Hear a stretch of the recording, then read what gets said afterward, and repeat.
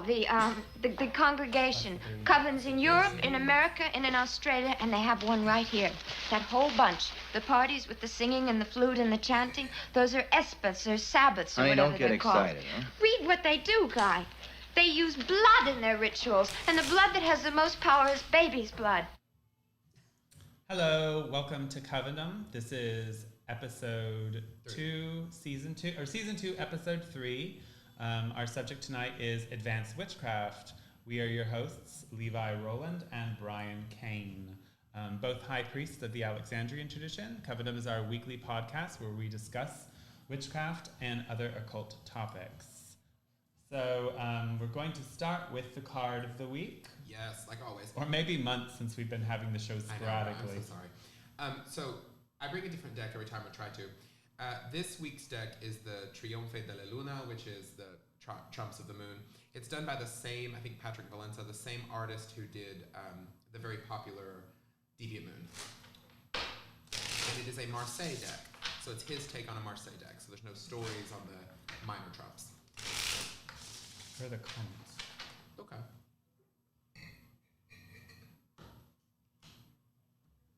Want to give it a knock? Sure, we're broadcasting. I can check. Have any comments? Oops, I'm clicking things. Well, I don't think that's where the comments show up, is it? They show up right here. See? Oh, there we go. Yeah. We're good. Sorry, continue. So, card. How perfect. Oh, yes. It's the Magician. The Magician. So in this deck, he's wearing the Venetian mask. You know, it's very traditional sort of Italian imagery. But the Magician, the very first of trumps in traditional decks, and actually in Marseille decks, he's actually referred to as the juggler, le battleur in French. So in older decks, heavily associated with wiliness, craft, the ability to get what you want, juggling multiple things, a charlatan sometimes, which is funny considering what we're talking about. And in more modern interpretations of the tarot, it's become the Magician, so associated with the higher self, will, the sense of will, the ego, the very beginning, right? What comes after the fool. So, good marker. So, show and tells. Why don't you go first on that too? First for everything. You are. Well, I introduced this week, so you get to be first. That's true. We take turns. We do. So, I have a very cool show and tell. My high priestess gifted me with something amazing for winter solstice, which is this. It's not going to show up well, which bums me out. But it is a book called Accursed. It's by Perfectly Acceptable Press in Chicago. And what it is, it's a collection of curse tablets from Greece and Rome that have been translated into English with original artwork. So each page has original artwork and then the translation of the curse tablet. And they are hilarious. People were petty. But I'm going to just read one for fun. It says, I register and hand over to Pluto and to the Fates and to Persephone, and to the Furies, and to every harmful being, and to Hecate. I transfer the thieves who stole from me my chain, 3 blankets, gum arabic, tools, piles of dirt, linseed oil, 3 white objects, pepper, and bitter almonds. Lady Hecate of the underworld. And then it goes on and on to describe what's going to happen to said thief. They're hilarious. There's tons of them. But it's a sounds like something really you cool. could find on the internet now. Isn't it? I know. It sounds like something you'd find, like somebody was like, I curse thee for having stolen my Tumblr followers. But yeah, the artwork is actually beautiful, and each of them are hilarious. So very cool gift, very cool handmade book. Check out the press. So my show and tell this week is a person I brought with me. In theory. If you do not know her, this is Katina Smith. She is a priestess of the New Orleans Coven and the Alexandrian tradition. She's also a former high priestess of the Religious Order of Witchcraft here in New Orleans. She is local to New Orleans, though she's currently hanging out in Mexico, traveling the world, as we do. A lady of means. But she's up here visiting for the solstice season, and we've been loving working with her again, so we thought we're having a show, she's here. Let's have her on the topic because she's got a lot of experience, as we all do, on this subject. So it's going to be a fun time, right? So Of course. Say hi to the people. Hi to the people. So getting on to the subject. Why we're doing advanced witchcraft? What this subject means to me. So I was inspired by another video that I was watching. Of course, this isn't quite the same subject, but I was inspired by it. And it's a topic that is covered in a lot of books. You get a lot of these books that are like, these are beginner books, these are advanced books. And as you practice the craft or any form of occult, you quickly learn that it's sort of like not really true. You know, that these books that say they're advanced, whatever, don't really give you anything, maybe more correspondences and more exercises, but there's nothing really more advanced about them. So it inspired me to sit back and say, you know, what do I think advanced witchcraft is, or what do I think advanced magic is? And, you know, let's have a discussion about that. And how does that work into Alexandrian and Gardnerian craft and the 3 degrees system? You know, what makes one practicing advanced witchcraft? So I'm very fascinated about the subject, as I thought all of you would be as well. Levi. So I kind of agree with Brian in one big way, which I also, before we go on, totally missed what I was going to do for the intro, and people are already commenting on it, including Ronaldo, blessed be. Blessed be Ronaldo. I was going to introduce us as High Priest Levi Rowland, Priestess Katina, and the Gothic wonder child of the Van Trapp family, because yes, Brian is blonde and looks very German. I'm not German, though. I know you're not. You're like Scandinavian. I'm British, but British and Swedish. Yeah. Also you're from the Pacific Northwest. That's what we all really are. Americans are obsessed with genealogy. Well, a lot of people that live in those places now are from somewhere else too. That's true. But topic. So advanced The witchcraft. sound just went for a second. There we go. And you can move up if you're not hearing well, right here. No, it skipped out. It's probably the internet. It's the internet because there's storms in New Orleans too, guys. So if we go out, so sorry. There's a bad storm coming. We picked this topic because I do agree with Brian. If you go to the bookstore, everything's a beginner book. Everything. And it's like how to light a candle, how to cast a circle. Great, love it. You know, there's books like Advanced Candle Magic. But then, that's my point thunder. though. You either have that, and then the next set of books are the advanced. But they're not really anything. It's the same thing over and over and over again. And there's really no development of it. And then you also have things that are more advanced, but that are sometimes closed off to people because they're too academic. So you can find a good book on the Kabbalah, ceremonial magic, something like that. But then they're not connected to any actual practice. They're just like a theory. So I do think there is a dearth in the material of what we're talking about today, which is how do you advance this? Like, where do you go when you've burnt enough sage? You know, when the candles are gone and you've been to... You need advanced sage. You need advanced sage. Like the really good stuff. Yeah. I thought of a fun little game we could play since it's kind of parlayed from books. Why don't we do a panel here and we'll just throw out some books and you can say whether you feel that they, critique them. Are they advanced? Are they beginner? What do you think of them? So I love a we'll good each critique. throw out a couple different books. I'll let Levi go first. Throw out a book that you think we've all read. Witchcraft books. Keep it away from and whether or not we think it's like where it falls on that spectrum. The Witch's Bible by the Farrars. What do you think? I think it's all of them. I think the Witch's Bible is exactly going to go into what I want to talk about tonight, which is the depth of practice. The Witch's Bible is foundational, so it's a beginner's text. It teaches you things. But you could take every practice in that book and advance it to a much higher level. So it's an internal, coherent system.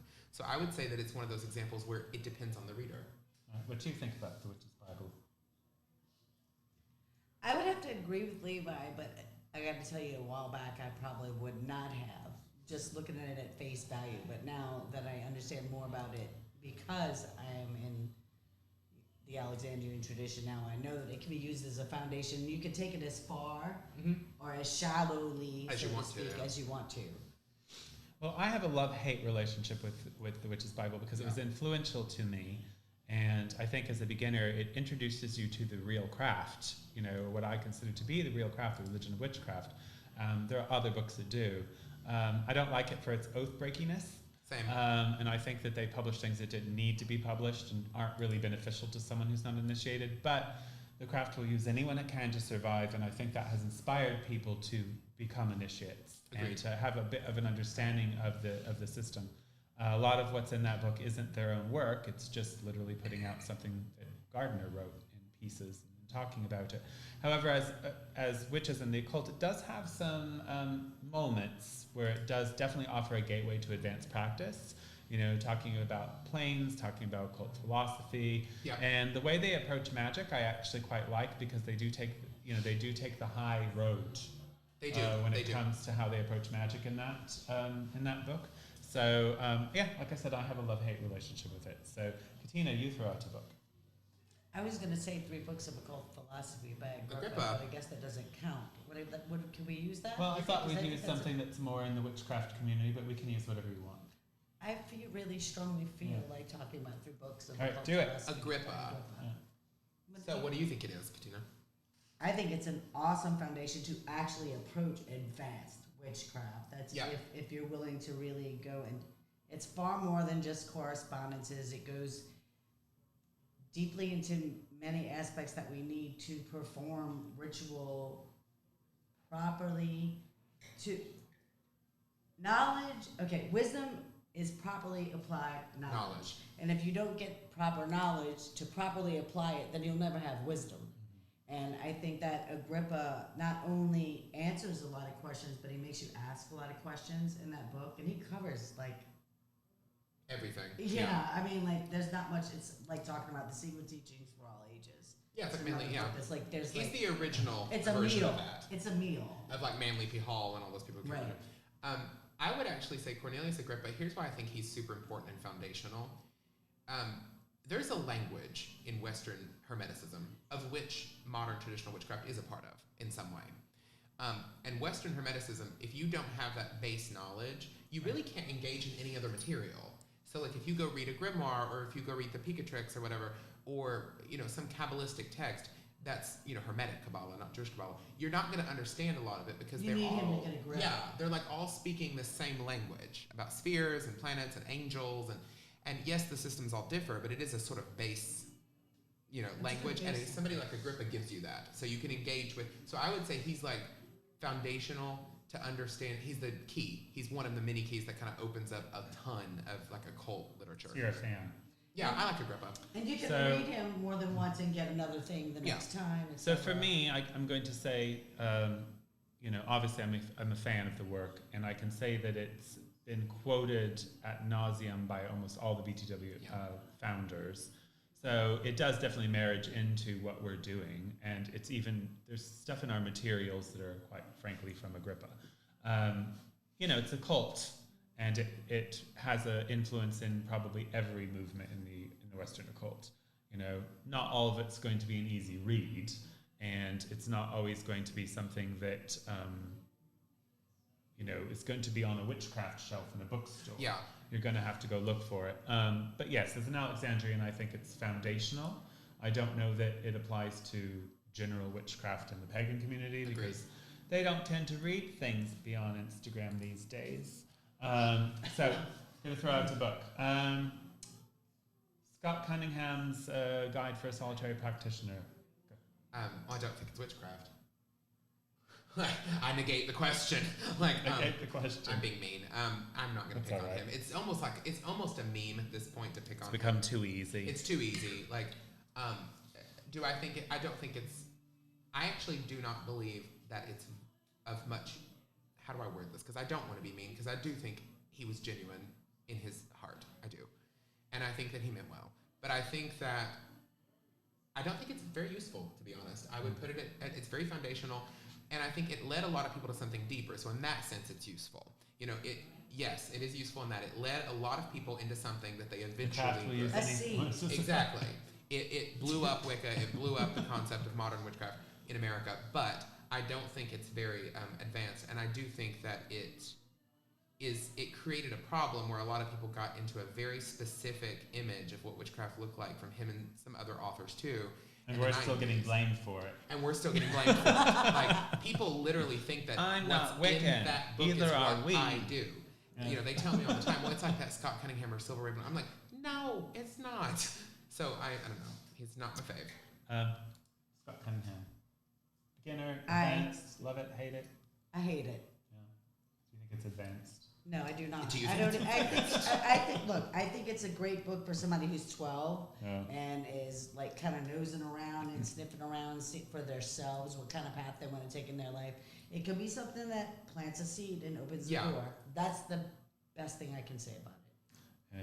That's It's all I have to say probably about my that. most hated book, but the reason why is I definitely think it's a beginner book. It does have some positives to it, like they said, but my big issue is even though it's basics, some of those basics are inaccurate information. Yeah. So, and, you know, but it was a very successful book, and, you know, yes, it's had its positives. Another book. Another book. Try to be current. Try to be current. Because we're, there. Yeah. I was going to be sycophantic and be like, Brian's. Definitely advanced. Yeah, I know. It's a beginner book. Really. Yeah, it really is. It's for seekers, but something a little bit more current that's about witchcraft. Oh God. I read a lot of old shit, people. Have you read, how about Gramazzi's books? Oh, no. Pick one of those. Okay, let's do that. Popular books people are going to know. Yeah, Gramassi, like Raven Gramassi's books. Don't want to speak ill of the dead, but I don't. I think I'm going to say the same thing here. Let me just make a blanket statement, and that way we can talk about some other books, but like that matter. I'm kidding. Something. But a lot of the Llewellyn published authors, and that's no shade on the publishing house whatsoever, but a lot of those published authors in that time period were speaking to a community that had no idea what any of this was. Right. They were kind of disconnected from the British elders in many ways because they weren't initiates. You could make anything up. You could make anything up. There wasn't a lot of fact checking going on at the time. And I think that those books are useful only in the sense that I do believe that many people who I know now who are very talented in the occult, who are very devout in their craft or whatever, did read them and start there. So they're hooks. Seeds. They're seeds, exactly. But do I think you should cling to them in any way? No. And that includes Gramassi. What do you think? Yeah. Well, Levi said, in What all Levi honesty, said. I have a low tolerance. What was the one? It was called. To ride a silver broomstick. No, most of his books were about Italian witchcraft, which he wasn't really. The Thorn-Blooded Witch is one. The one that's. Stragaria. Well, anyway, can't think of the name, but I've read several of his books, and I like them more than I like Scott Cunningham's books. They're definitely beginner books. I think there's an equal amount of sort of fog going on there, a mist is being woven, because it really, it's not honest material. How it's being presented is not honest. I don't want to go on a tirade about it, but I always have an issue with that credibility. Yep. However, as far as how it represented like the witchcraft religion, I liked it more than I liked Scott Cunningham's. But not my favorite. Definitely beginner. Agreed. I think too that at the time that all this stuff blew up, we're looking at the 80s and the 90s. The Craft was out, The Mist of Avalon was out, all Practical Magic. So I think they were really trying to be like, no, we're not making sacrifices to the devil. We're all good and we're all light and we do all these shiny. Like we said, they made things up.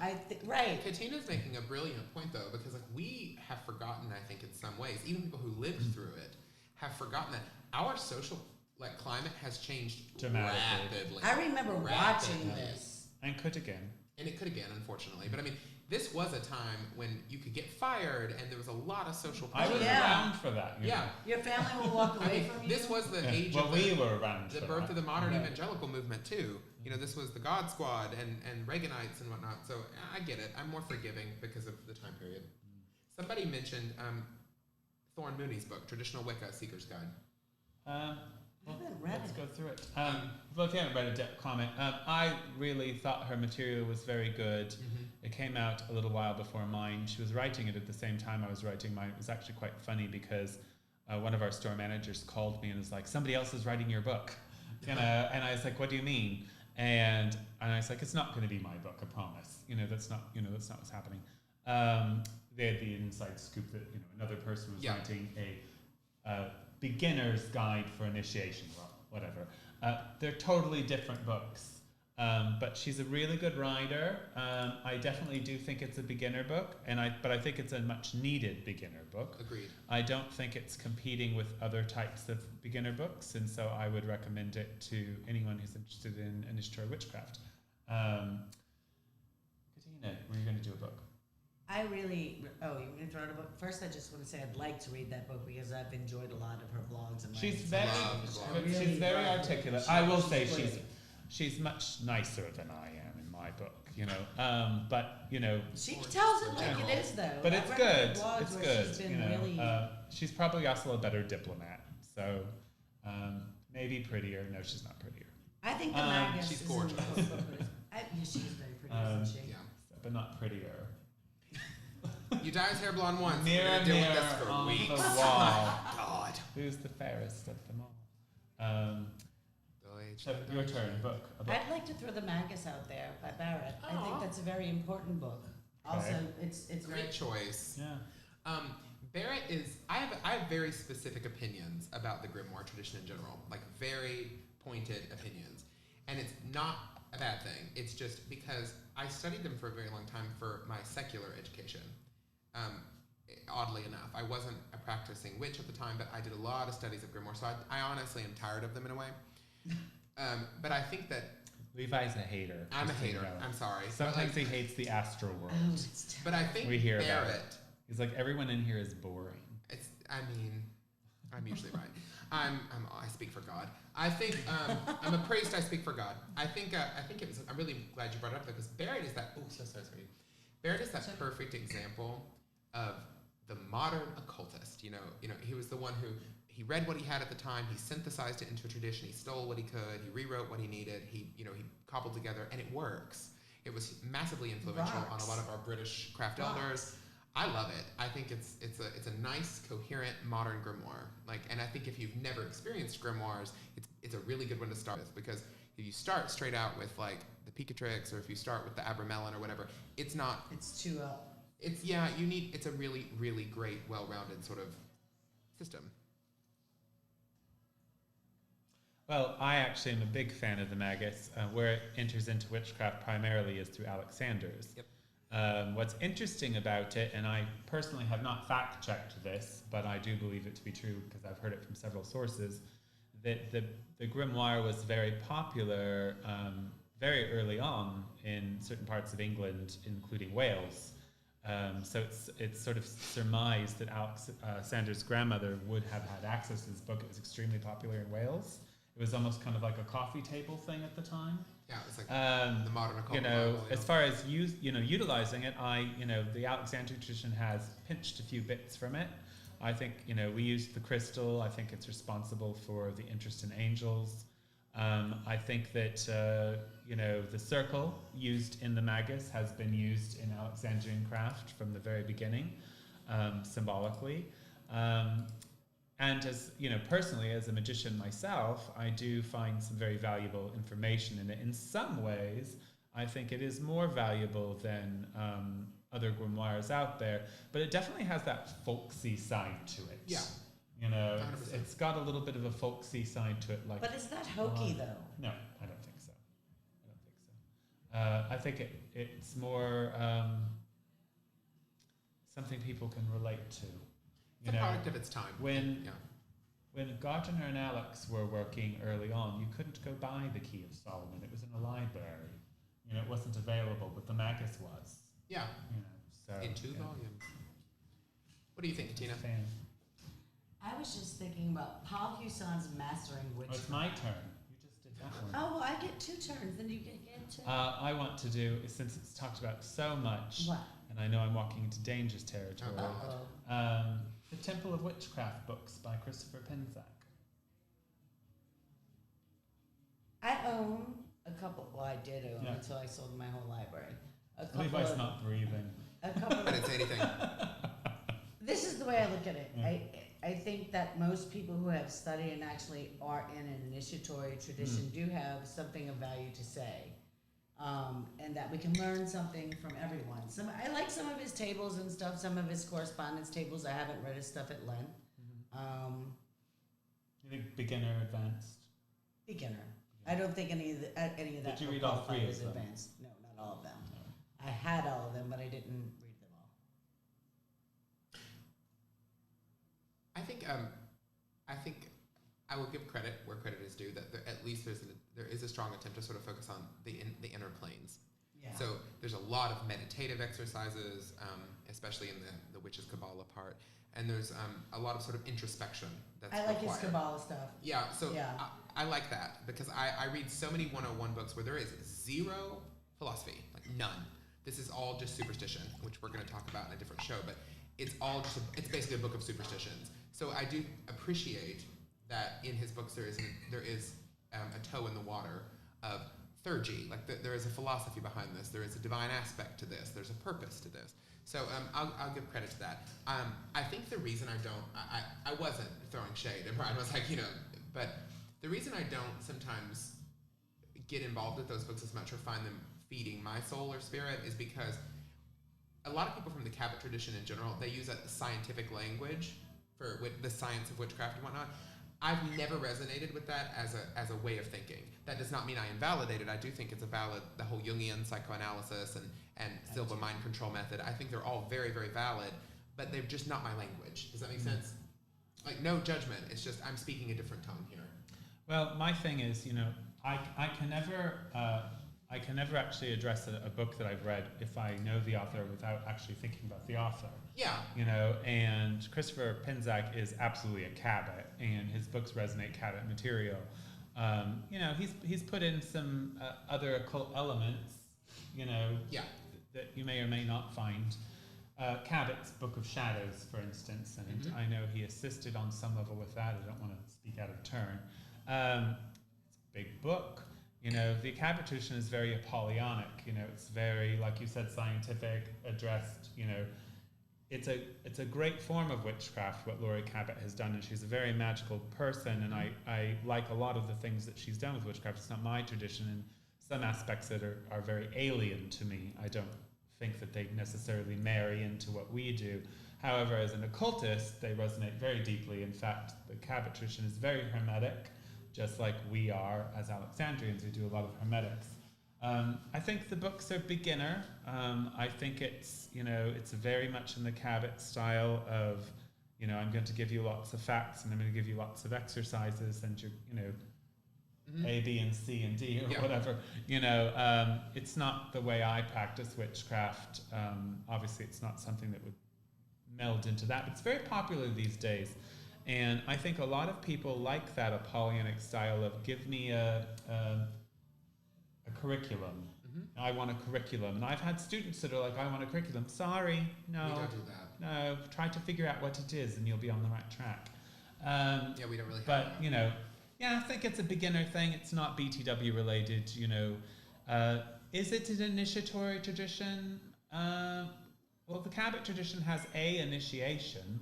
Their first, second, and third degrees are all about classes that you've taken. So their degrees are more like degrees you get in school. Yeah, an actual degree, They do have one initiation. I believe Christopher received that initiation from Laurie Cabot.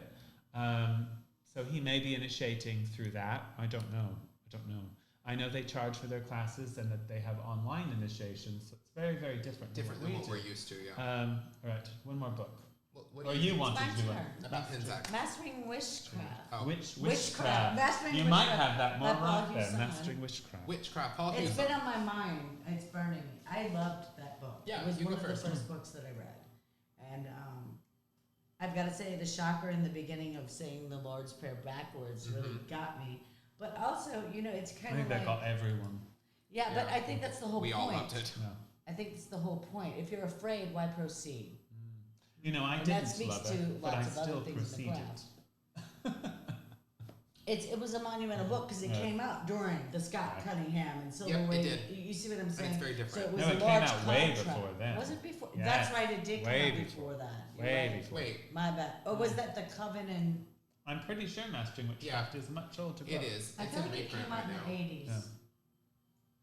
I thought it was the late 70s. There I was think the it one is the about late Covenants. 70s. I thought it was the Does late somebody 70s. know? We have not fact checked ourselves, We but I need we to did fact not. check, because there was the other one about Uh, about having running yeah. a coven and maybe perhaps Paul Hewson is a mysterious individual. I love him. I've even been told by some people he knew Alexander's. I've been told by others he did not. Whatever the case may be. We don't really know where he came from. But his book does present the religion of witchcraft, but it also has a dark, spooky side to it. So I don't know, most initiates love it. We do. I love it. It kind of it maintains that. Oh, there's a saying in it. Witchcraft is like the first angelic breath that was ever spoken into the universe, or it still contains that. I'm misquoting it. But yes, it's or the first fire. Early 70s. Thank you, Phyllis. Thank you. Thank you. So very good books. Do we have any questions? I know you had some activities or questions you wanted Well, to. the Mastering Witchcraft, I have noticed an interesting thing. Whatever your starter books were, often color, even when you do get more advanced how you are. And I've noticed a lot of initiates I really admire, that was their favorite of the beginner starter It is books. very common. Yeah, was Mastering Witchcraft. Have you noticed that? Like Now that you mention it Yeah. and I'm thinking about it, yeah. That was a lot of people I really liked favorite. If they had to pick the one beginner book they loved, it was that one. Yes. And I think Because he's got the Conjuring of Asago in it and all that. Well, and it's not full of all that love and light and Yeah, it's different. you know. Unless you're trying to make someone love you. Even better. Exactly. I recommend drugs.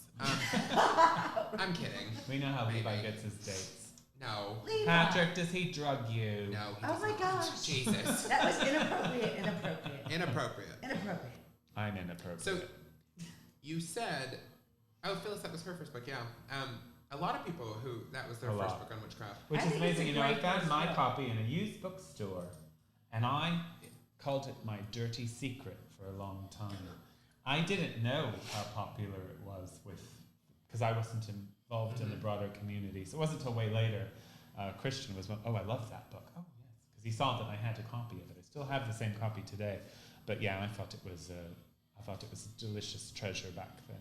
It was my first purchase, and then I got somebody told me to get the Grimoire of Lady Shiva, and I got that. But Yeah, I the really Grimoire of Lady preferred, Shiva.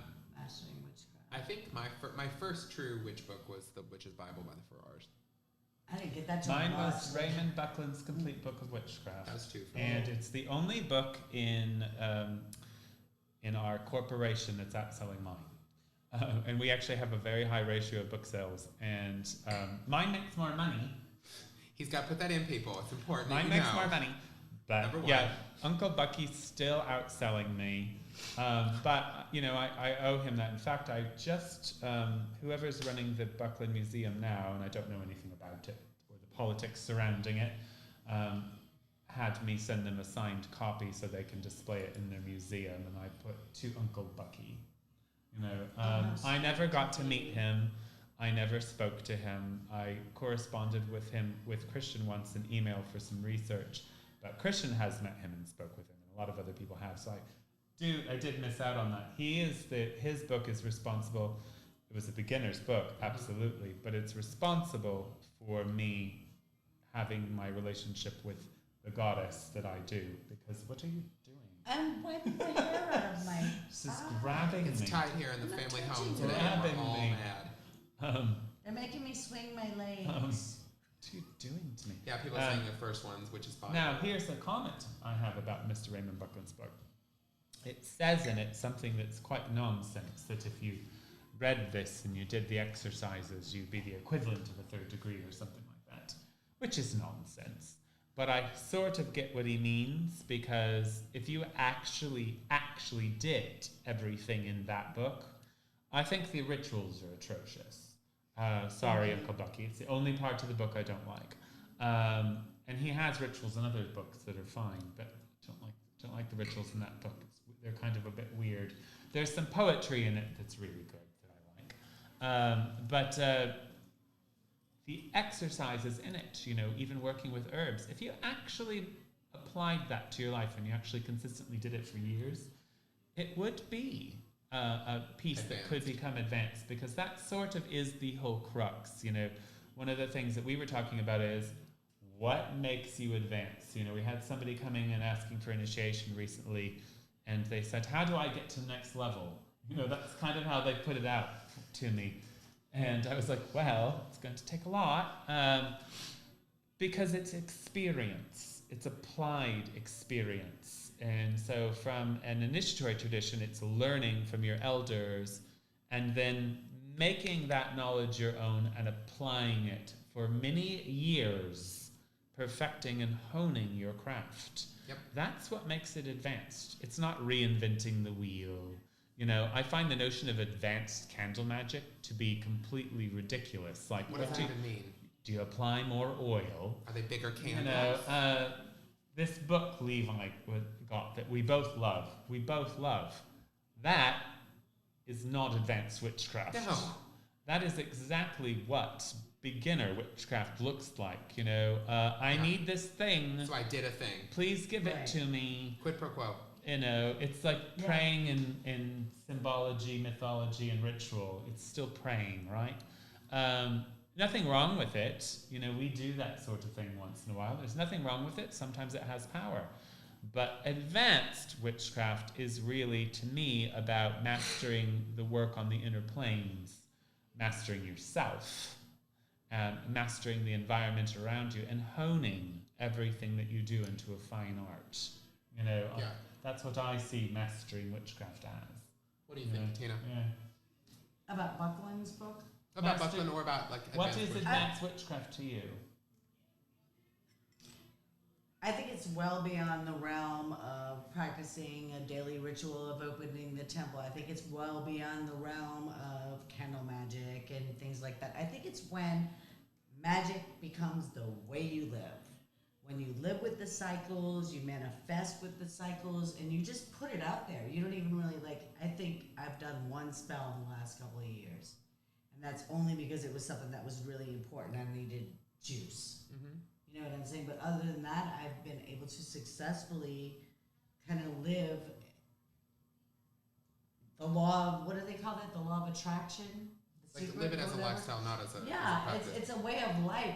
Being Yes. a witch is not, it's not, But it's I'm not a gonna put my hat on and go. self-identification either. No, it's You know. it's part of, it becomes part of the way A you lot of live. those people out there, this is my devil's advocate honing your question. Sure. A lot of the people out there will quickly say, "Oh, I've been doing this for years and I've been living my life It's- too." And, It's not the same. When you understand what the Sabbats are about, when you understand what each moon is about and stuff, and you start applying that in your life and working that, okay, this is the first harvest. What have I gotten How in do my you acquire harvest? that information? Did I? It's through self through hermetics, through going backwards, going through your day, and self awareness, and you look at what are the plants that what did I plant in my garden in the spring? Did I weed my garden properly? Oops, I must have left this in, or I forgot to do this because I didn't harvest what I wanted. Some people need a lot of psychological Did not pruning, manifest. like aggressive. They need to Yes. weed the garden. Weed I the think we garden. need some what is that stuff they use to kill everything? Xanax. No. I'm like, things I used to kill my feelings. Those Benzos. crazy- Like, What is it kills the Everybody weeds? needs a hobby. The weed killer stuff. God. Roundup. Yes. I always just Roundup. call it weed killer. Yeah. Well, do you follow what I'm saying? I don't garden though. I I think have that you people can do it for with the that. moons and Brian, the cycles. the blonde hair. I don't approve. Like, You liked it before. I love the blonde hair, but what comes with it, it's very Austrian. I'm still me. He turns into a He blonde. does, you're not He wrong. does. Yes. We're gonna look at this later, and I'm just as aristocratic as I ever As am. you always were, just as poised and I just imperial. am blonde. Can we just Oh, I'm get sorry. over it No, for because a it's minute? hilarious. Sorry. I'm I giving you. spent hours on my hair today, so. Doesn't matter if I did or not, does it? I mean, you got headphones on, girl. What was I gonna say? Advanced witchcraft. Oh, okay. Oh, yeah. Here's something I thought about today when I was prepping for the show. In any other major world religion, somebody who is considered advanced in their practice probes the basics to a deep place. So Right, if you yeah. are a Zen Buddhist, the more advanced you get, the less shit you usually have around you. Like, they usually probe themselves to the depth of meditation. If you are an advanced Christian, which that's not really a thing, but if you were to say who's They advanced, think it's a thing. yeah, but who's advanced spiritually? Jesus, listen to me. I saw him once in a can of Pringles. Who is who in the church represents sort of advancement? Well, it's like the saints, Saint Teresa of Avila and John of the Cross, the mystics. They did not tack on a bunch of extra stuff. They kept probing the simplest statements. Greek Orthodox monks, in the Mediterranean will repeat over and over again the simplest prayer you can imagine, less complicated than any rosary. Christ have mercy, Kyrie eleison, over and over and over. I'm obviously not an expert, but It's just in essence, a black belt and a white belt. A black belt's good at it. exactly. They're still going through the same katas. They're still going through the same structure. But they're properly applying Yes, their knowledge learning regularly. dance, for instance. I know how to do certain shimmies because I've been training in belly dance. But when my teacher does those same shimmies, it's done with tremendous amounts of experience on top of it. It's the same mechanics, hopefully, but that's the goal. But her experience makes it flow effortlessly. So yeah, I think that advanced witchcraft is not about a complicated ritual, but it's also not about knowing what herb you put next to what candle and what oil you use to burn it for 7 days. It's also not, it's literally about penetrating. I think the inner planes have to be a facet. Always. In that. Your work on the inner planes. I believe, from my Kabbalistically, perspective as a traditionalist, I believe that mentorship has to be a part of that. Because if you made it all up on your own, then it's not a thing anyway. No. So, the mentorship has to be a part of that. And perfecting it, I was giving a perfect example of this in Coven. I can't remember the exact rituals I used, but I used 2 different rituals that I have done, for many years, in a sense. One of them I do when I think about it, and I do it as I was taught, and I benefit from it. But it's nothing in me has ever changed because of that practice. However, another exercise I do has been done sporadically as well, but it's evolved within me. And when I do it now, it's a different ritual than when I did it 10 years ago, or 15 years ago, or whatever it was. So I'm not going to say, because I think it's longer. But it's a different ritual. Not because what's going on the outside, but because what's going on the inside. Because it's my work on the inner planes, Real quick technical note. If you're watching us on YouTube, comments somehow are turned off for the video. So if you want a comment or question, you have to do it through the Facebook live streams. That's weird. Yeah, Christian might have turned the comments off. But if you want a question, you can ask them. We are getting all of our Facebook live questions. So yeah. It's supposed to go through both, so we don't know what the issue is, but it is happening on Facebook. I think what you're talking about is it goes back to what I was saying about, like, if you probe the basics, you find the depth. Here's what I get annoyed with this Cunningham books or things like that, or anybody who thinks that advanced is not just the lies, but the advanced is I know what every crystal's for, I know what every oil's for. Okay, says who, and why does that matter? Why is an amethyst for your spirit or your psychism or whatever? If you can't answer me and don't say. And then they just go blank. Because it's purple. Because it's purple. Well, why is purple for that? They have no answers to the mechanics. They only have this sort of, I collected a bunch of correspondence sheets. Good for you. That's great. Love that. Big fan. But, I'm going to need you to tell me why magic works. Why is this a thing? And then they just go blank. And it becomes this sort of I put the candle in the north. And I'm like, and the north means what to who? I mean, who cares? If you check your correspondence. Yeah, check your correspondence. If you don't know why it matters, if there's no theurgy behind any of this, it's not advanced. And we're not. That's a word that's not used enough. Theurgy, thaumaturgy. You don't hear those words anymore. Don't get us wrong. We all have our own correspondences. They're fine. But it's not. The point is that those things are not like the end all be all of what we do. It's kind of like the god and the goddess. We can say. We've got a god and we have a goddess, and we can give names and we can learn names. But that penetration of the mystery and the magic being utilized long term is what makes it extremely potent. I was speaking to Levi at Coven, I think, the other day about particular gods and goddess names that just happen to resonate with me with power and ones that don't. I have come to find that can change, because as you discover the meaning behind the amethyst, once you have some sort of mechanic for yourself, to me, do you know what a crystal would probably be? It's an instrument of light. So if I'm working with a being of light, if I'm working with Gabriel, for instance, and I've decided that that crystal is his home beacon, magical focus point for Gabriel, which this comes from the Magus, really, using crystals to work with these angels. That kind of higher knowledge of this being and what plane it comes on and what have you isn't what makes it happen. It's the inner plane work that's tying it all together that all of a sudden makes that crystal actually magical. A correspondence sheet that says it's used for concentration doesn't make it magical. No. Not inherently. No. Yeah. It's just, I feel like modern witchcraft is basically just like codified superstition. I mean, and if there's no advanced like inner plane work, then this is pointless. I mean, this is... Witches are not superstitious. No, we No. are not.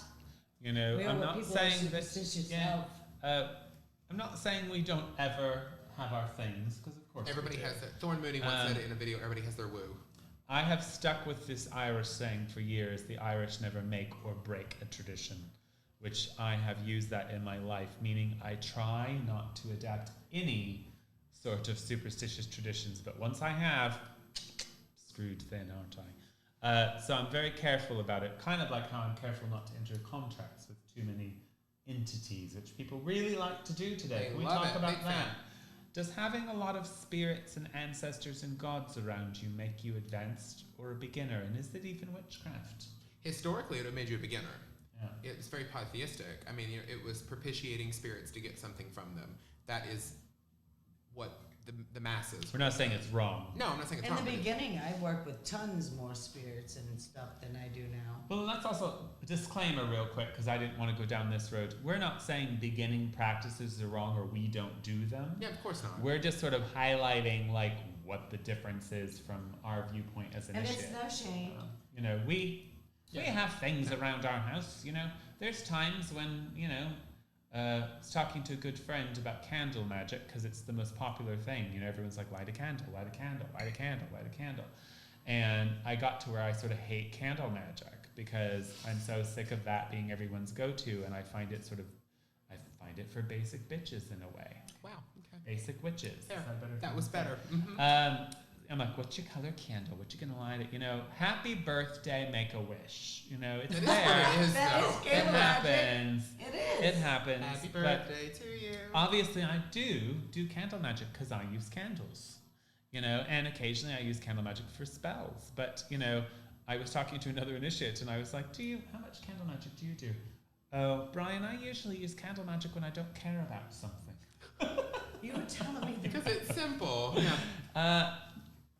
She still used it because it does work, or it can in the right hands. You know, so we're not. I think it's about how you poo-pooing. do it. You have to be moved. You know, when I'm moved to use a candle as a Yeah. focal point, I do. And when I do, it's not about the candle, it's about fire and light.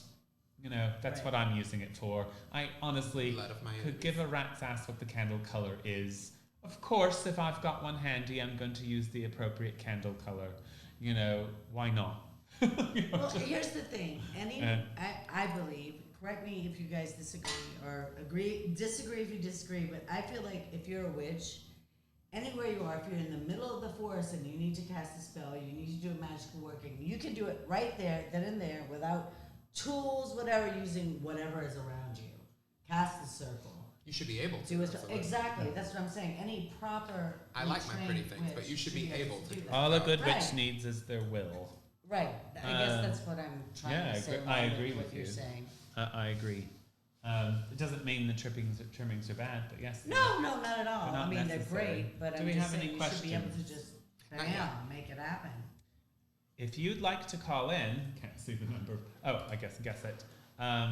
We don't usually get call-ins, but you're welcome to call in.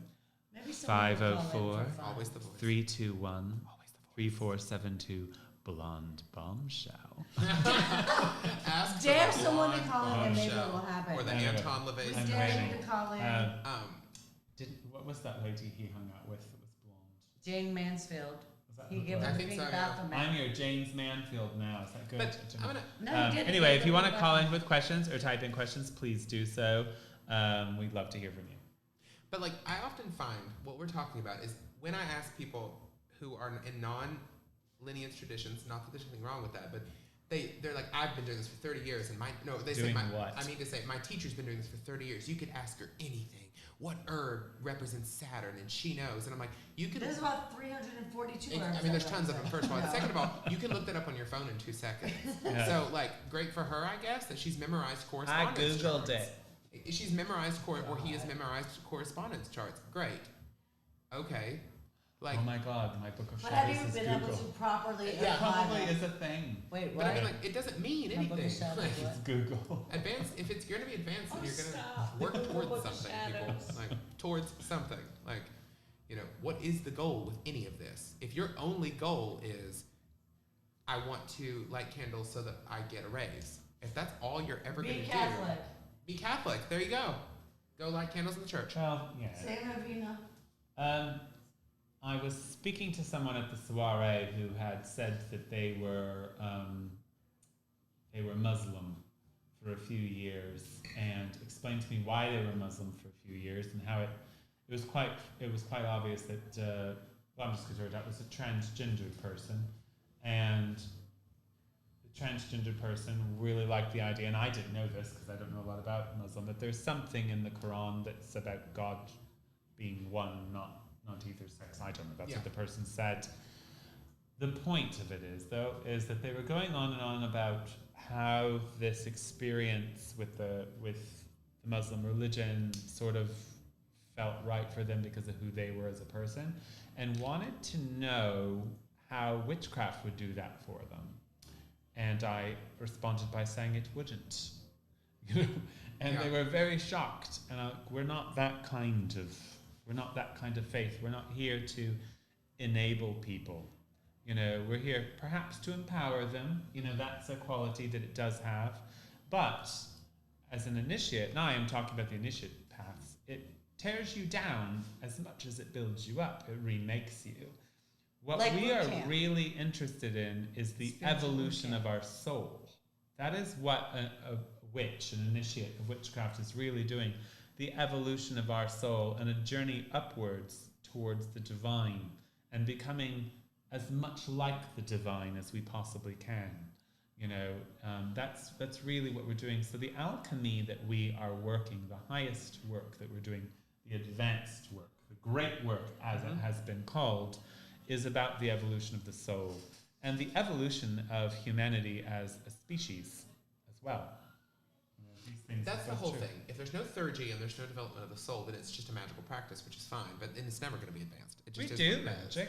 Of course we do. That's at the heart of the religion. But that's not the big magic. No, the great work is a thing. And I think if you want to advance in your craft, you can't just keep doing the same correspondences. That's all it seems to be. Or the same self-realization. There has to be something else. So if you notice, we've not sat here and talked about, here are the 4 grimoires you need to read, here's the Kabbalistic philosophy you need to master, here's the 2 dead languages that would help you. And I could give you that list if you want it, but it's not going to mean anything if you've not internalized the ideas of it. So if this doesn't mean anything to you, if you have no concept of who you are in this picture, if you're so postmodern and secular and individualistic that this is just nothing, then you're wasting your time. It's like we're all going to the same destination, but we all have our own little curves on the path and stuff. Some people get lost. And some stay lost. Some you push into the woods and run over with a Ford pickup Or truck. set them on fire. So I've got a good question for the two of you. I guess I can answer it last, maybe, if I can even think of it. For you, Levi, when did you realize you had shifted to some more advanced practices? When did that actually happen for you? When it became a religion, when I was initiated.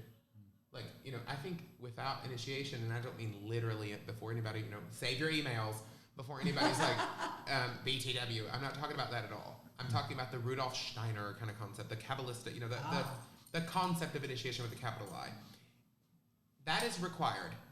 So, you have to have some sort of religious, spiritual, magical, other experience within the context of your work, or it's just going to be a collection of things you know. So, for example, I could teach you, let me think of a good analogy for this. I could teach you every single Latin prayer that a Catholic Mass is going to use. I can teach you the Nicene Creed. I can teach you Trinitarian philosophy. That will not make you a Christian, ever. Absolutely not. No, it just won't. Like, you can know it all you want, but until you have the experience yourself, you're not going to be one. And you have to be baptized.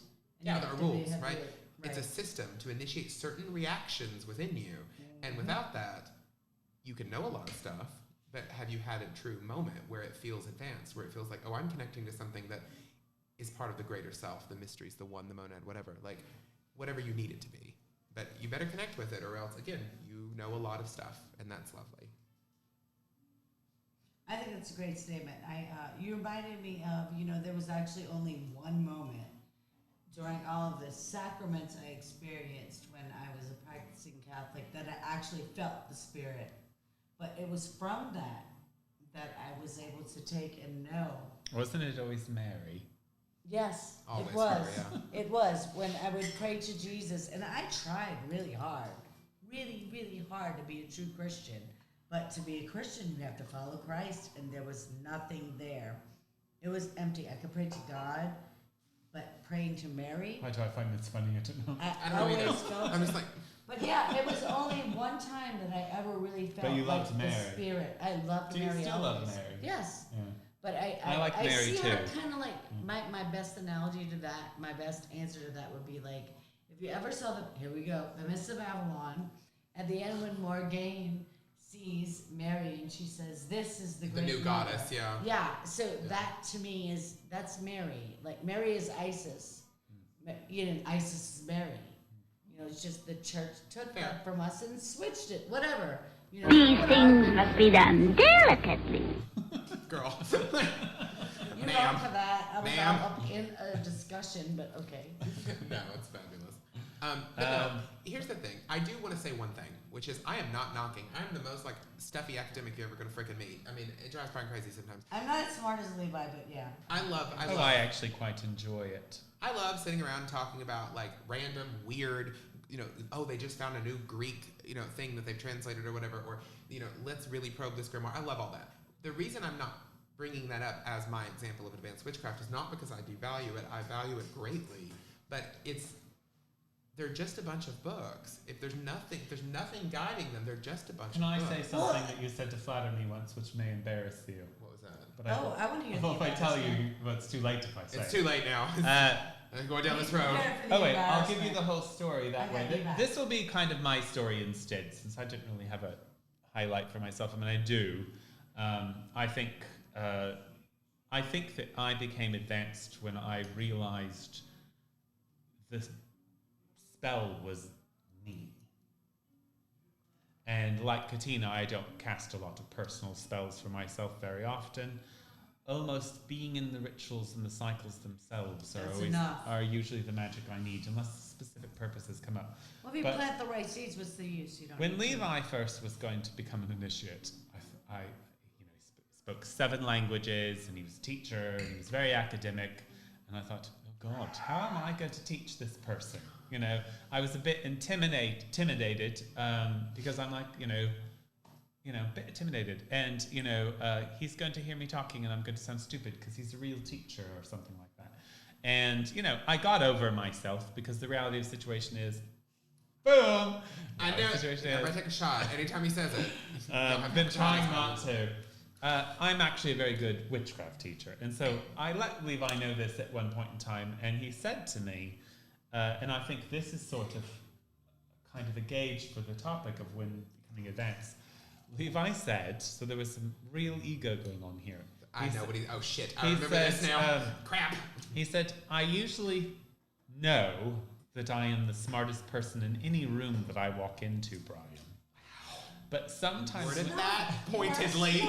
But sometimes when you talk about witchcraft, I feel stupid. It was the most flat... And this has been a while now since then. I was very flattered by that, because it was a huge compliment saying you're a good witchcraft teacher, because in other areas I'm asking him questions all the time, but that is the acknowledgement of that was probably when he was beginning to understand this shift between advanced. It's a big difference. Beginner to that advanced. story's perfect because I do actually, I'm going to go ahead, and this is no shade, I get a lot of flack for the religion I chose. You have no idea. Like, because the circles I travel in outside of witchcraft are secular, educated, like bookish people, they think this is a big old joke. And they're horrified that I sold my soul, to this. And they're like, oh my God, at least become a Buddhist or something. You know what I mean? Like, they're like, anything but this. Take off the black. Quit talking about the goddess. Like, black.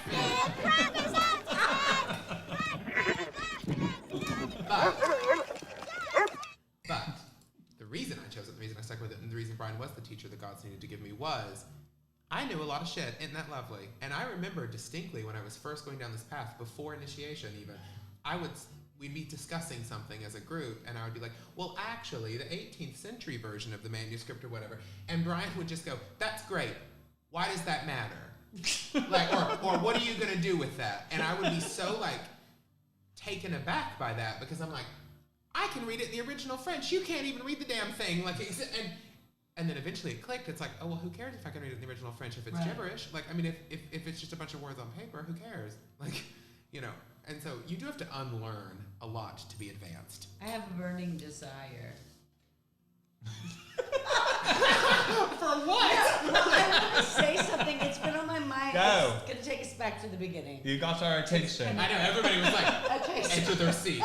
I'm going to try that. I'm going to start a sentence with, Give I me have a, like, burning desire. Okay, so look, no, this is the thing. This is the way I look at it.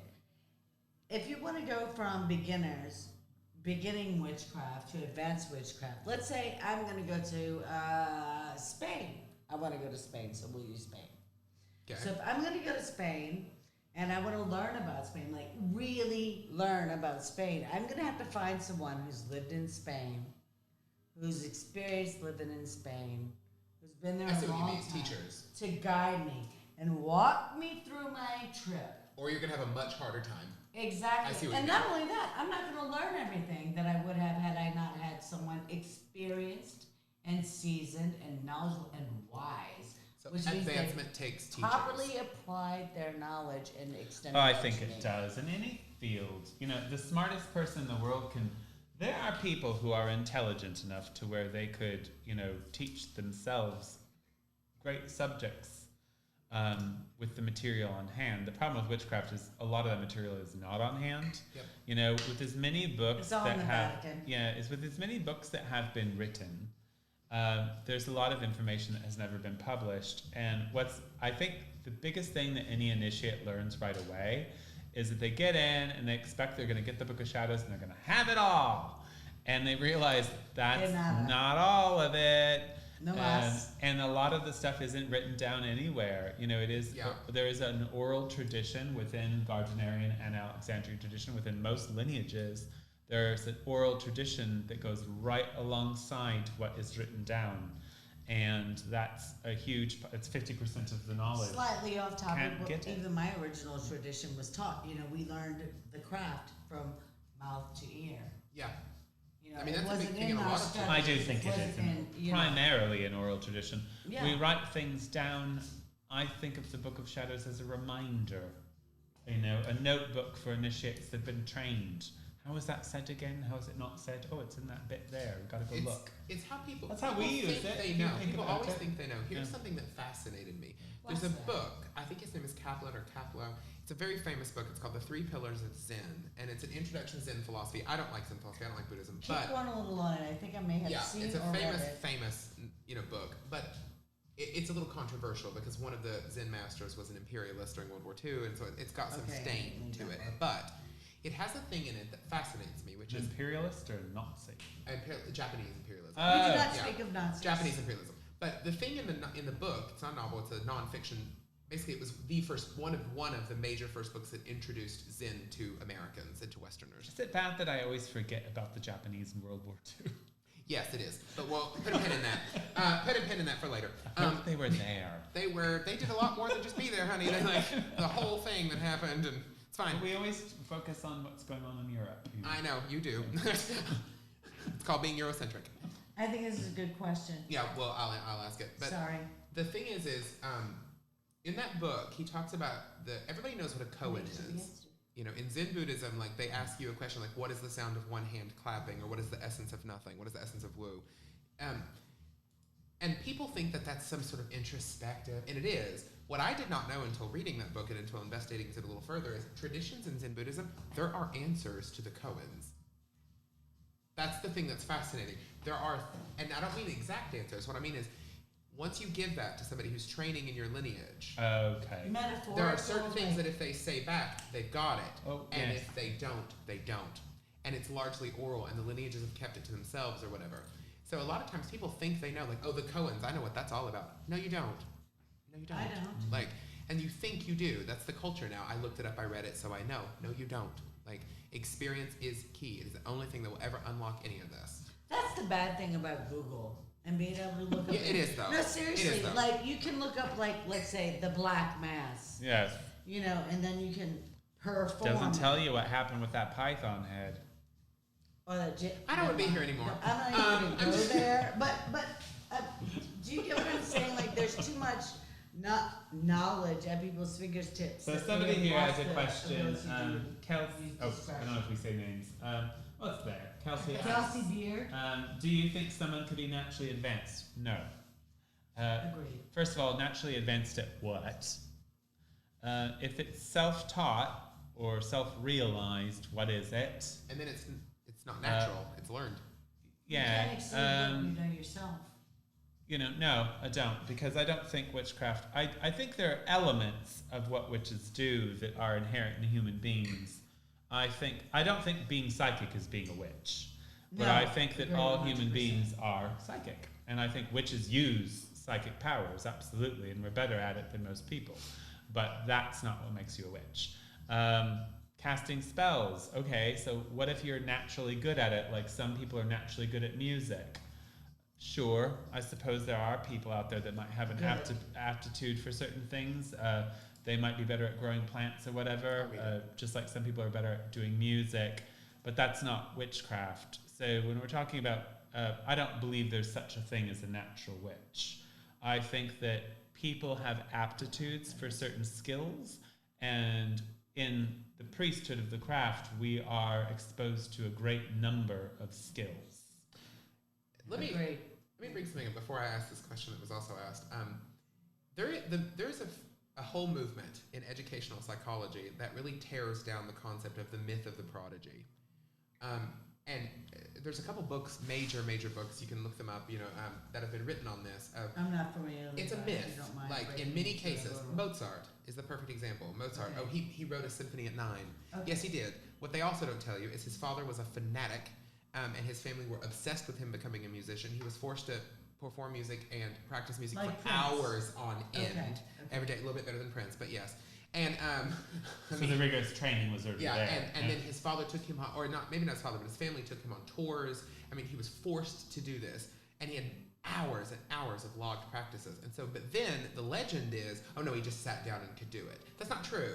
Same thing with Picasso was Picasso and Van Gogh and whatnot. They all went to the same schools in some cases. They knew each other. There was a connection between them. I cannot remember the name of it. There's a fantastic art history article about this that talks about famous artists and the myth of genius, how they were born with it, they didn't do anything. And it's nonsense. They practiced unbelievably hard. They worked and made connections and were sort of chosen, in I many want to senses. cheer. It's just now the truth. Like that at whole this. I'm a prodigy. Okay. No, you're right. I mean, look at I think people have Dylan, sometimes natural Prince, aptitude. talent, for yes, things. or all of them Yeah. busted their Right. collective asses. They did. to They where it was work. Yeah, Work was no, always you're the right. answer. That whole myth of the natural witch, or I hear people say it now, even within some realms of not my craft inner circle, but my inner circle, that they were born that way. No. But I do think, in a sense, everyone who's interested in magic obviously has an aptitude towards something. There's just so many things. How do you narrow that down? What is being a witch? I'm not really an herbalist. I don't really use herbs that much in my magic. I've made incense. I've studied correspondences. I love making I could probably give you the magical correspondence to almost any herb, but I don't grow them. I don't harvest them myself. It's not a huge part of magic to me. The Ogham trees, I did invest myself in that. I can identify almost every The Ogham what tree. trees? The trees, the Celtic trees from the Celtic calendar. Sorry, I didn't hear you correctly. You know, how loosely historical that is. But, you know, that's probably the closest thing I've ever gotten to that. But once again, is it really a big part of my magic? No. I spent hours and hours and time studying those things because people said they were important to witchcraft, which is no herbs. I studied everything like that. And I think it's okay that you do. I think it's okay that you do. However, we have got other people. We've got Christine, Katina, and Ellie. As far as I know, they all like to work in the dirt and they like to grow plants, and that makes it more symbolic. Hey. In our tradition, we do use herbs, and it's great when they're. But it's not everything. It's not essential. We're not green. No. You know, I hate to quote. You know, well, I don't hate to quote Patricia Crowther because I'm going to do it wrong, but you know, she says in one of her books, she basically. That's not witchcraft. That's some kind of peasant magic or something. You know, it's not, because I don't think it is witchcraft inherently on its own. No. It's its own thing. Witches are aware of it. And this goes back to ancient priesthoods, whether you were a druid or a priest in the Temple of Isis or numerous other ones. They were the ones that people went to for healing. And they had a certain scientific, this is where the science of witchcraft comes from. They knew mint settled the tummy, you know. Or that this plant would kill you, or yes, whatever. Yeah. they'd study that, But they were the midwives. Yes, they and the people planted in the midwives. wars that people went well, to. they were for the doctors. healers. You know, we were the first doctors. We were Right. the first judges. We were first all of those things. It wasn't.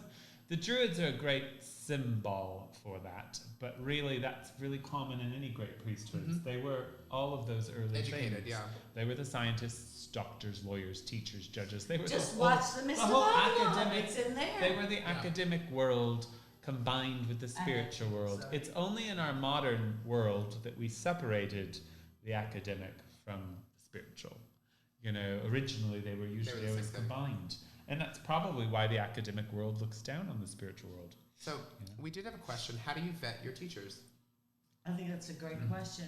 Well, we don't always. Sometimes we make mistakes. You know, how you should vet your teacher is, you know, until you've learned from someone, you don't really know, you know, for certain. But what you can find out is, first of all, do they have credential? Who did they come from? Where did they come from? Where did they receive their training? That's one way. If they say they can't tell you, that's extremely strange. Red flag. Correct.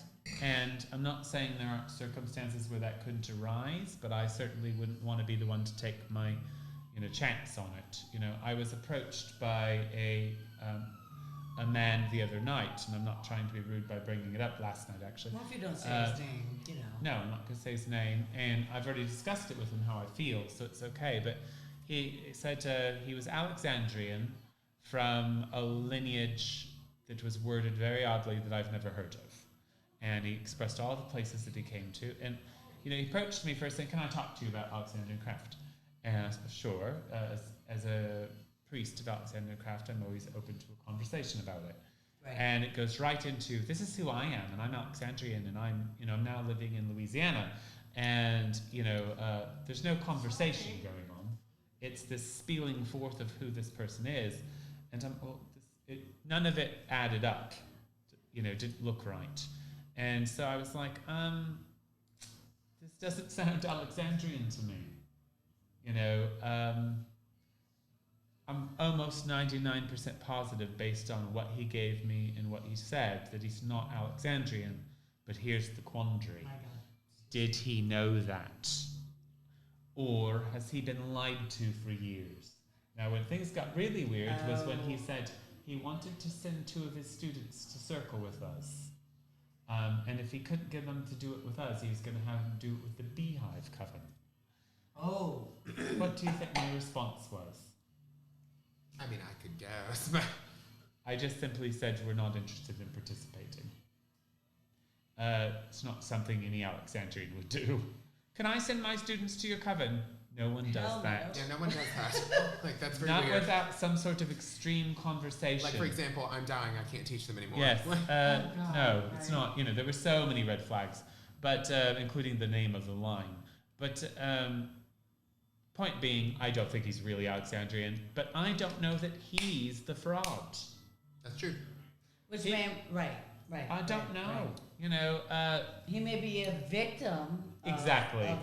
Of a so charlatan. this is the problem with not vetting lineage. I know I made a long answer out of that.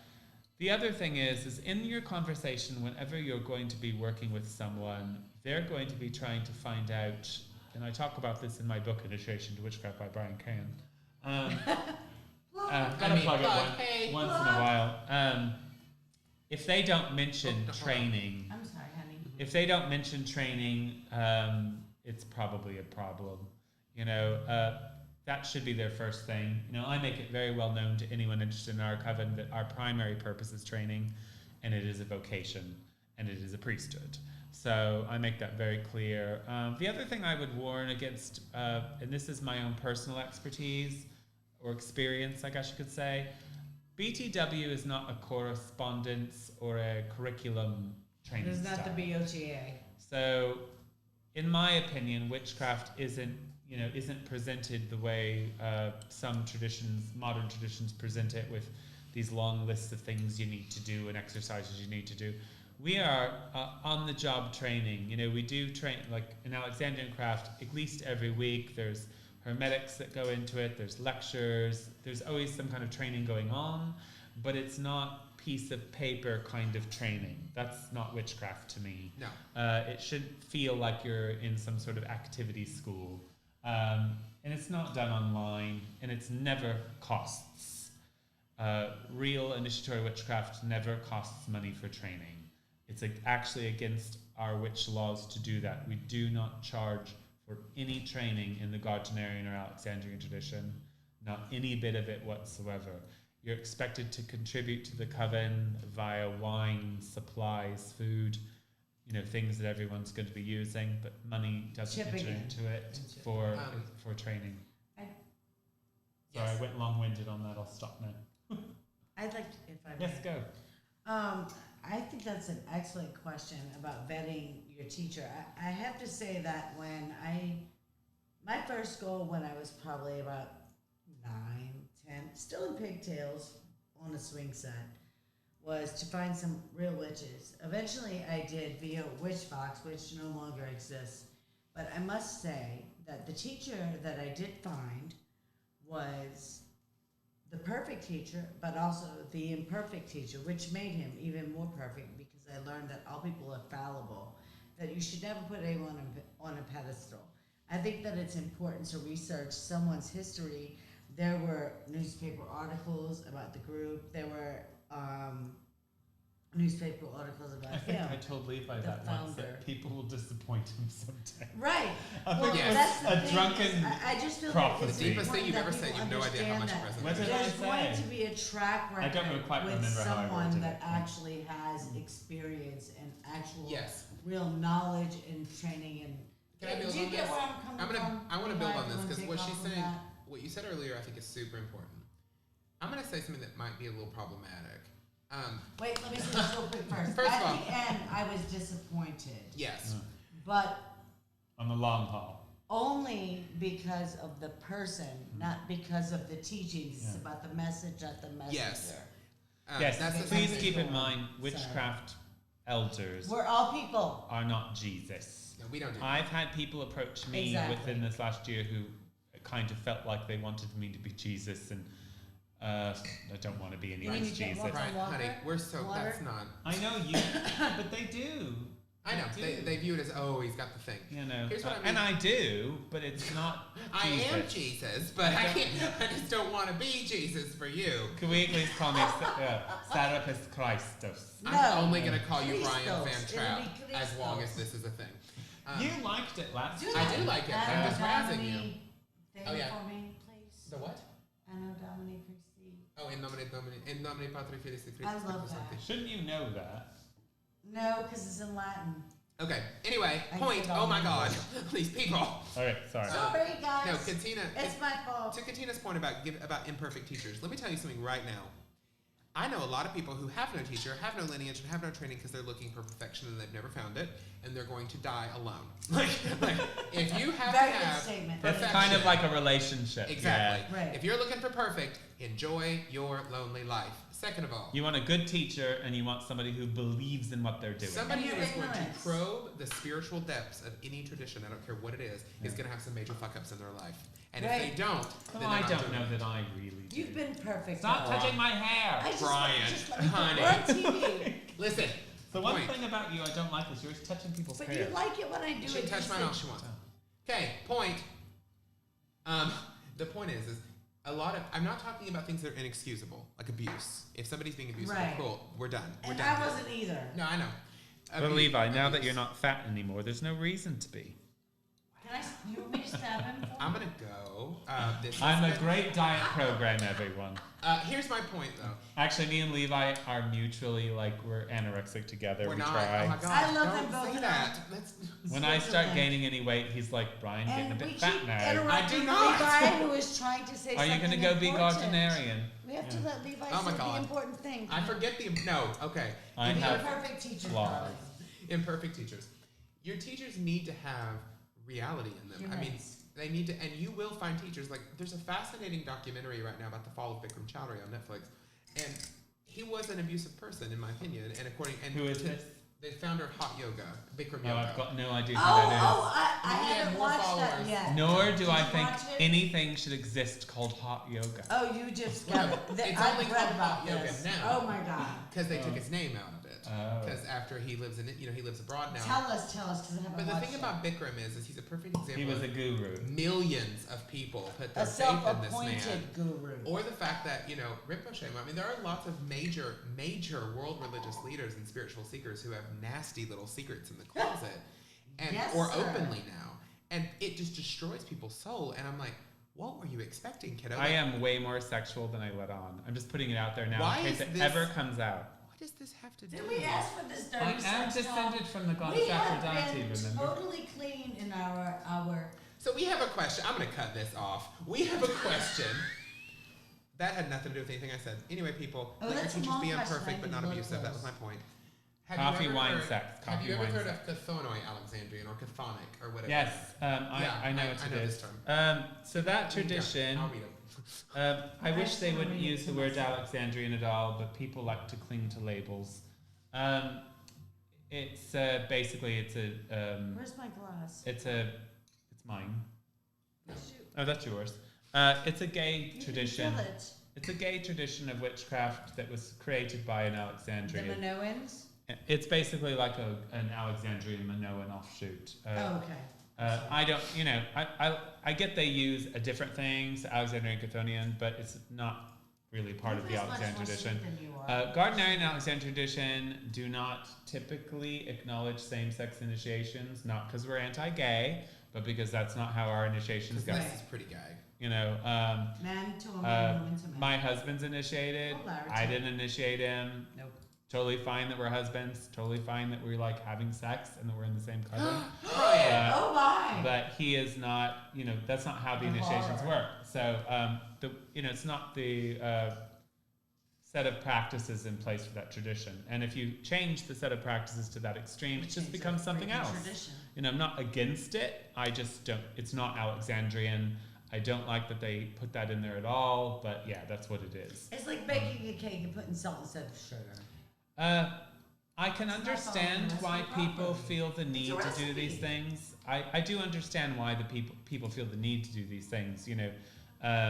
Early on when witchcraft first came out, there was not a very strongly known gay presence, but there wasn't a strongly known gay presence in anything. And guess what? We were there. We were in your military. We were in your government. We were in your houses. Oh, wow. And we were in your witchcraft. So I don't think anything's changed. It's just that people have become more liberal in their attitudes. The system of witchcraft and the practices that we do did not change because witches became more open to homosexuality. No. The rituals remained the same, and those, gay or straight people who joined the tradition did so with pretty much full knowledge of what they were entering into and what it meant. So if you've now changed your mind, I think it's time for you to go on and do something else. Yeah, which call it something else. This Or individual follow clearly tradition has, or whatever. but it confuses people that they use that Alexandrian. So what I could guess, because I'm not a member, is that they're using certain Alexandrian things, but they've opened it up for same-sex, relationships, which makes it just, it's hard for people on the outside to understand why that's different, but it is different. There are very few traditions on earth that have that sort of polarity working. The OTO has it in a way. We have it. Certain other cult orders have it. Tantra. It exists. It's a part of the way we work magic.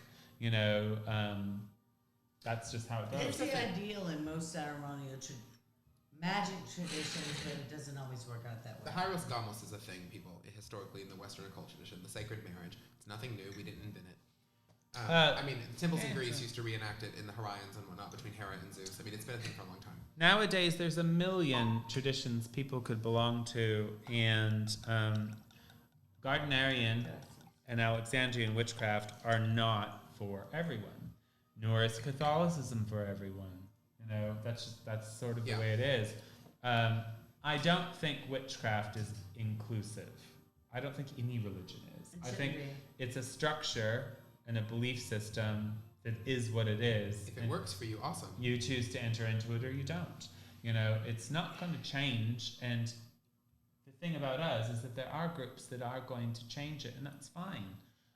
Just like in Christianity, there are churches The Mormons, and different denominations that have evolved. We have that already. For instance, talking about the Cabot tradition earlier, they don't care if you're male, female, bisexual, trisexual, have two heads, or a hermaphrodite. It doesn't matter.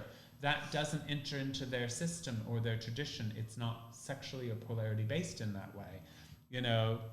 Fantastic for people who want that environment. Well, the tradition I originated from, it didn't matter. Like, you can perform magic, consecrate wine, everything, all by yourself, because ceremonially speaking, you have It didn't have that polarity magic. Right. Well, you did, but within yourself, you used the polarity within yourself. Right. It wasn't A big part of it our, was different, I think but that, and I like believe that you said, ceremonial magic and witchcraft are not exactly the same. No. I was talking to a member of the Temple of Set recently, and Levi and I have had this conversation. I want to talk to She was highlighting a little bit about how some of our beliefs are very similar. Yeah. And I said, well, here's the one thing that it's not.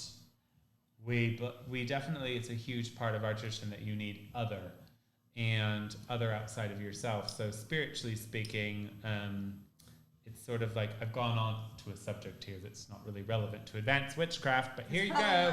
Advanced witchcraft is also about knowing what witchcraft is. Mysteries, People, I think, often want to join witchcraft because they think, oh, it's a magical thing and it's a bunch of cool people. They think it's like bewitched and they can do their nose and things that happen. It depends on what tradition you get into, but they all have their do's and don'ts. For instance, the Cabot tradition may not care about that, but they care about a lot of things we don't care about. For instance, in the Cabot tradition, there's no such thing as true autonomy. Laurie Cabot holds the sort of Pope seat in a way, kind of like Catholicism does. That's their system. May I ask a question? So each coven, do they run themselves? I don't know.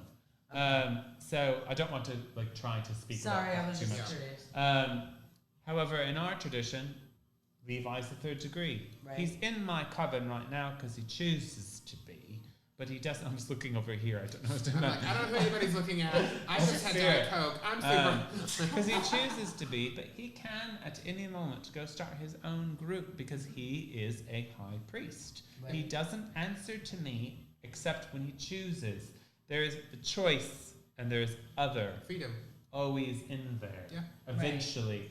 You have to work for it, though. So, and the beauty of that is that groups can decide to make choices that are not canon or whatever, and no one can stop them, and it doesn't necessarily propagate because it's only happening in that group. They're using it for that. So when you've got something like Chthonic Alexandrian popping up, I can't imagine there's very many covens in it.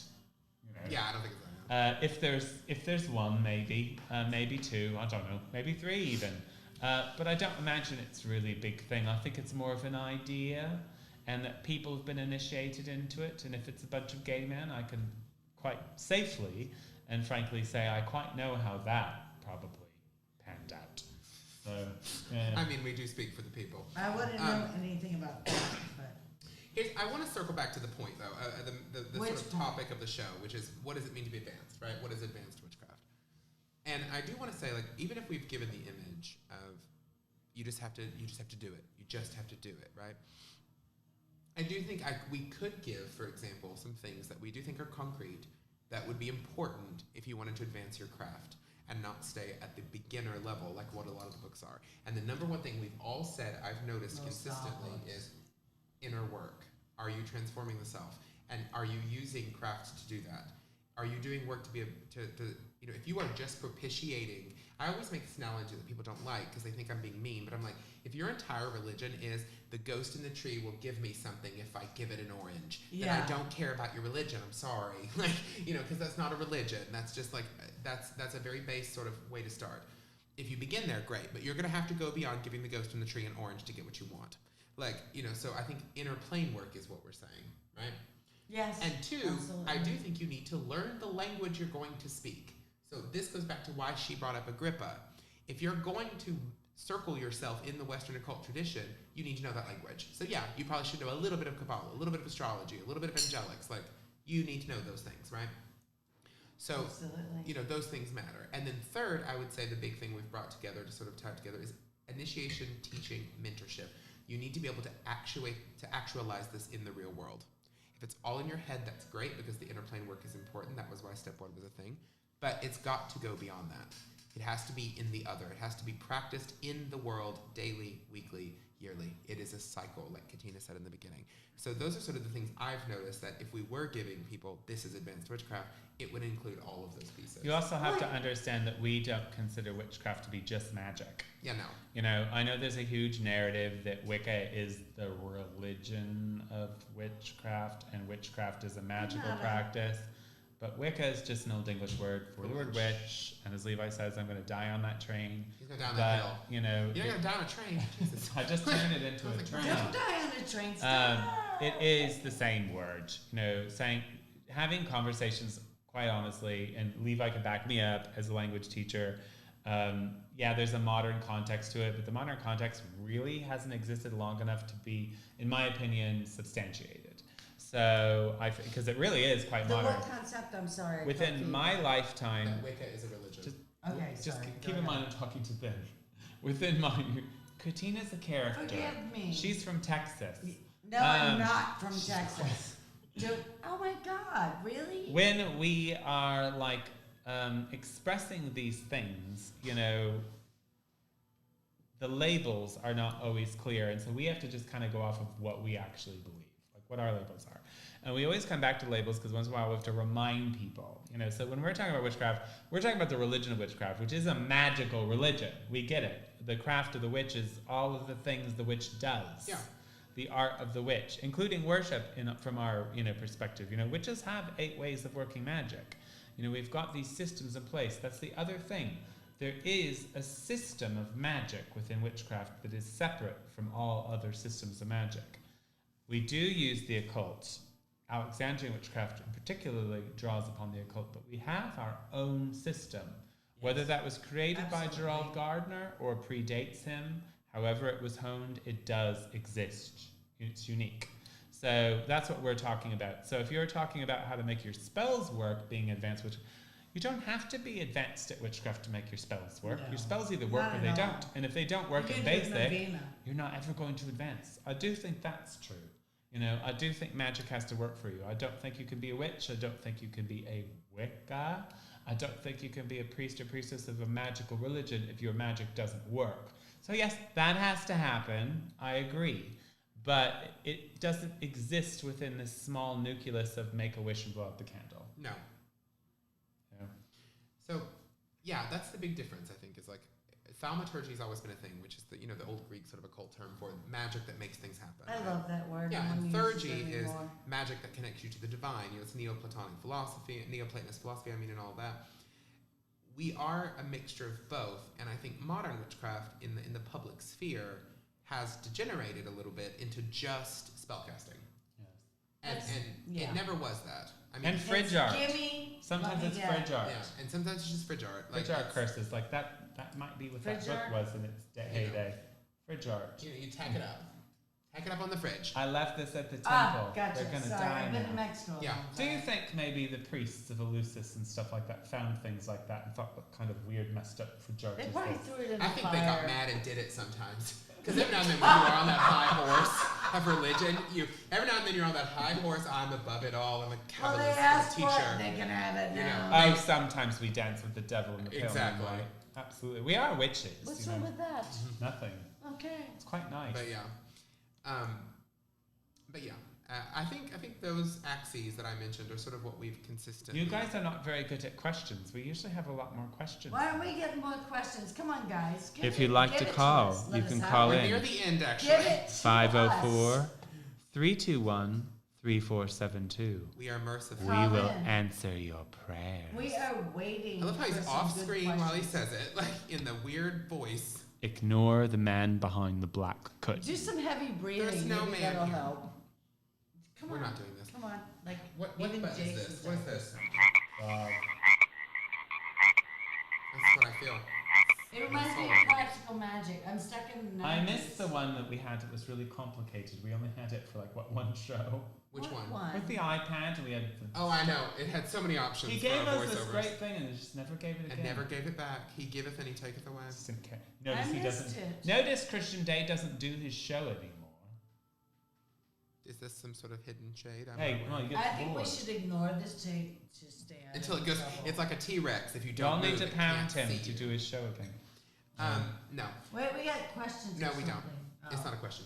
I saw stuff pop up. It's not a question. So, I'm blind. we are nearing the end though. So what do you think, if somebody came to you and said, I've read a lot of beginner books and I am wanting to go further, I don't feel fulfilled, what do you recommend? Well, usually what I do is I ask them what books, and I try to gauge, what have you read, what have you done, we talked about, it always starts out in some form of written correspondence. Mm-hmm. And if I found that the written correspondence was sincere enough or, whatever to catch my fancy, I guess, then I turn it into a phone call. And I do have quite a lot of phone calls with people. And because you do have to hear the tone of voice. Oh yeah, lots is lost You know, in written communication. Inflection. Especially if It's very uh, important. so Sure. I try to gauge Cult? what it is they actually believe and what it is they actually want. Because in the world of witchcraft right now, that vacuum is so large. I get approached all the time with I want to join your coven or I want to be in a coven. And I often don't even respond to some of those because they're so obviously crazy. No effort was put into it. Looking for a coven, I'm a new witch. I don't have time for that most of the time.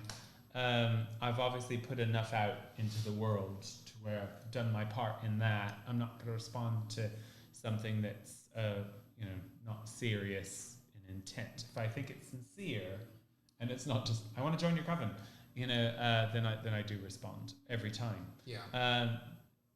You've got to try to find out what they want. If I feel that what they want is Alexandrian craft, using Levi as an example again, when he first came to me, I knew for certain he wanted to be BTW, but I wasn't sure he wanted to be Alexandrian. So I sent him off to check out a Gardnerian coven that existed at the time here in New Orleans. Oh no. And, he did, but because I didn't want to bring someone in who didn't 100% want to be Alexandrian, and for the right reasons. He marked off all the boxes, but in the conversation I had, I got the idea it was whichever works Yeah. at the time. He wasn't wrong at the time either. And so I was like, okay, go check them out. Because I didn't want someone, what I don't want is someone to come through and become Alexandrian and be like, oh, now I want to go be Gardnerian because that's what I always wanted. What a waste of time for everyone. So, that's always an option. And I'm an advocate of the Gardnerian tradition, so that's fine. But it's not how it panned out. No. So really it's a Then I became complicated Shiite conversation. Alexandrian. It has to be a conversation, and Probably bad timing for that joke with Iran. I'm so sorry. you have to figure out, if you're mutual for the tradition, then you have to figure out if the groups are mutual. So it is, you starting a dialogue with somebody and you just kind of see how it goes, and if they ask for initiation and you think that they are sincere and they've crossed enough T's and dotted enough I's in the conversation, well, then you go for it. We don't have an outer court coven in our coven. It's not a practice I'm favorable of. I'm not saying I don't see a positive side to it, and I have my own ideas about how to sort of do it in other ways. But no, I don't. I don't want to teach people fake craft to then learn real craft. Yeah. It seems kind of weird to me. In a day where you can read so much. So what would you say as advice to somebody who said, I've done the beginner books, I'm ready to become advanced, like I want to be more profound in it? What advice do you give? You're asking me? Or? Yeah, no, Brian just answered. I'm asking you. I wanted to know what books they've read, and I also have another whole list of questions to ask them. So, what are their aspirations? What are they really looking for? Mm-hmm. Are they looking to, my basic thing Some of us always might be was- Buzz. Levi's not one of us. No, I am not. It's you. Sober's But a judge. anyway, Sober's I a would judge. really want to know, is this person looking for power over others? And I don't mean he's going to say something messed up. But anyway, my point is I would be looking to see if this person was No, you're saying what I said.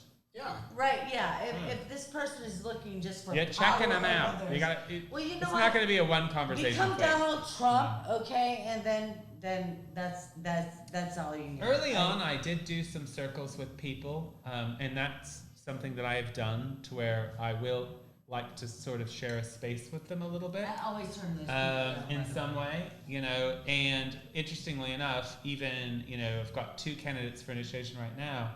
I've shared space with them in a way, whether it was here at a store ritual or at Hex Fest or whatever, I have shared some sort of energy space with them. I do kind of like to do that. If I don't feel something off of someone after the 3rd time, I won't touch them with a 10-foot pole. Well, can I ask you a question? What did you think when we first started talking and I told you that I wanted to become Alexandrian? And I also told you only because the Spirit told me so. What kind of, I know that was hard for you to digest, but I just... If I remember correctly, I really. sent you back to your original tradition and you went there for some time. And then, And then you came back again. and then, And then I took you. Because I wanted to make sure you had a big investment. She'd been involved. I wanted to make sure not only that she was sincere, because I knew she was sincere, but I wanted to see that she was really ready to move on from this thing that she loved so much. I laid down the High Yeah. Priestess mantle, and that's most another people thing. wouldn't do that. A real occultist understands how their ego serves them, and when it does not. Again, Well, thank easily you. That managed was with back drugs. that compliment that I needed. Thank you. So I would say this to somebody who comes to me, and I get this a lot though, because I am sort of, that is my wheelhouse. Like in our covenant, I get a lot. I was like, which book should I read, or like what should I do, or whatever, from friends and whatnot. What route do you use? Yeah, what root do you use? What crystal do you use? None of them. Not my thing. You don't use crystals? No, I mean I do, but in a very For what? base way. They're in certain systems we have, but I don't use the angelics. But I Angels don't. Oh, pass yeah. along. Yeah. But I don't use them Some of his for personal offerings. magic ever. Except for scrying, quartz crystals for scrying or whatever. Sure, but actually, it's a money spell, so I put the green. No. Do you I don't use do that. crystals? I only use them as offerings or as pendulums. I mean, they're in traditional They're magic, guys. First extremely of all, rare. I have the grimoire is two like ever for they're very old. pendulums. I'm not knocking I've it. used There's a this whole witch couple angel. I have lots of It's a thing. crystals. You know, I usually I don't collect them. I'm I not only knocking get them it. when I need them. I haven't used it in magic in a long time, but when I last did it, it was usually to put in bags. I prefer to Yeah. use herbs and flowers and things that I've grown. Unless it is on jewelry, which I have no crystals on my jewelry I was about today. to say. I love crystals. Anyway, I can use crystals, people. You can send me crystals. I am the cousin at the family reunion That was terrible. who was Angie. designated and who has to drive Nana home. He did not just Um, say that. Just saying. No, Levi, have you really ever truly seen me lose the consciousness Never. of my will? never once. Yeah. Never once. I am not that kind of a drinker. You're not. Um, Here's my point, though. You, on the other hand, Don't In even. she is like half our size. You know, God help me. she's very short. Jesus, be a fence Yeah. around this blonde. The I point. plead the blood of Jesus. So our next week's show is going to be because we're going to wrap it up here. No. We're with it. Hello everyone. We're wrapping it up. Okay. Next week's episode, because we are going to do it actually next week, is going to be on witchcraft and superstition, and we're very excited about it. We are going to have special guest, our high priestess, Yes. Christine Stevens, with us, Yay. and we are going to be discussing just that topic. The concept of So, superstition, I have a lot to say. yes, It will be scattered because I won't be here. the positive and the negative. Okay, well- But have a great week, everyone. Thank you for love you watching. guys. If you Bless have any you. comments or questions in the future, it's there on YouTube. You can look it up at Hex Education. Hex Education on YouTube, which it always is there, or you can still find it on Facebook. Absolutely. Have a great week. Best of Play us witches. out with the red, Brian. Great weekend, There were guys. covens Bye, in Europe. guys. That's what they're called. The congregation. Covens in Europe, in America, and in Toodles. Australia, and they have one right here. That whole bunch. The parties with the singing and the flute and the chanting. Those are espas or Sabbaths or Honey, whatever don't get they're called. excited. Read what they do, Guy. They use blood in their rituals, and the blood that has the most power.